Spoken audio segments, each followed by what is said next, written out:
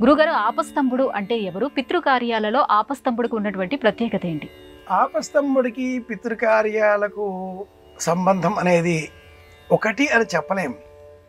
ఆపస్తంభుడు ఒక ఋషి, వేదాన్ని అనుసరించి జీవిత విధానాన్ని, జీవన గమనాన్ని సూత్రాల ద్వారా అందించిన మహానుభావుడు.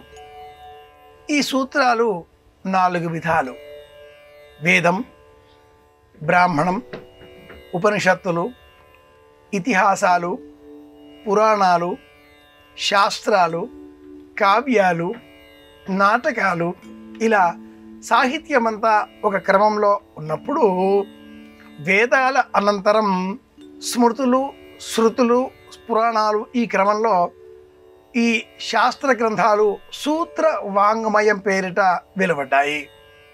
సూత్రములు అని వీటికి పేరు.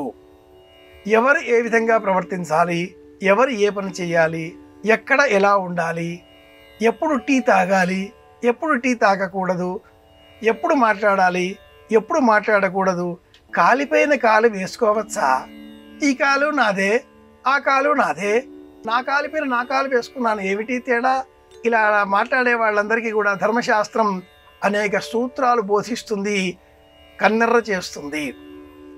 ఇలాంటివన్నీ కూడా సూత్రాలలో ఉన్నాయి. ఇవి 4: శ్రౌత సూత్రం, ధర్మసూత్రం, శుల్బ సూత్రం, గృహ్య సూత్రం.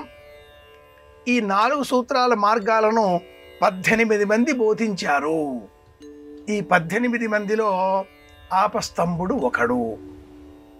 ధర్మసూత్రం, సూత్రాలు బహువచనంగా చెప్పుకున్నప్పుడు అనేకములైన ధర్మ సందేహాలు, ధర్మ సూక్ష్మాలు ఈ ధర్మసూత్ర గ్రంథాలలో చెప్పబడ్డాయి. 18 మంది వీటిని బోధించారు.